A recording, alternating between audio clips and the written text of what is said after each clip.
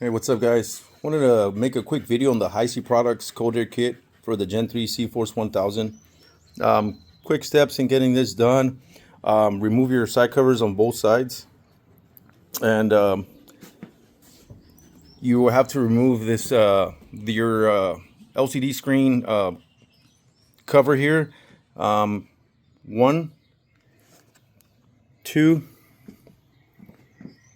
three, and four bolts. It's 10 millimeter, or if you got a Torx bit, and just pretty much just pry it out. This is what you got to cut right here to be able to run the hoses up here. So pretty much included on the kit will be this adapter, the clamps, of course the hoses. This is your stock CVT inlet. So the easiest way for me to do it was loosening up this clamp down here, and then in here you got this rubber grommet in there, and just pry it out, lift up, make sure the clamp's pretty loose. It'll push out, it'll slide in, and it'll tend to get stuck here, but you know, if you're pretty mechanically inclined, you'll be able to do it. Just push it, it'll pull out, and then just pry it out through here. On the engine side, it's this little grommet, this little thing right here. Of course, it goes clamped on right there. Got a 10 millimeter bolt. Just loosen it, loosen it up. It goes. It's kind of hard to see, but it's right in there. Just take it out, you push it forward, and pull it out once you have this taken off.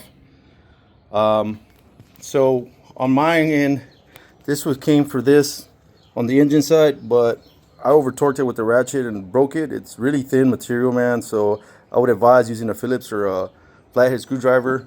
Luckily for me, I went to AutoZone. I was able to get a 3-inch to 2.5 adapter with a 2-inch exhaust pipe, just a tiny piece that I cut, and I was able to slide the hose in there. So that's that on that setup. Right here, like I said, just cut it. Just make sure you don't hit the screen by any chance. I've used a cutter and just went around it, and this is what goes in there over the hoses. And pretty much, mine didn't come with screws, so I think these are number 6, and they're about an inch long. And I have yet to test it out.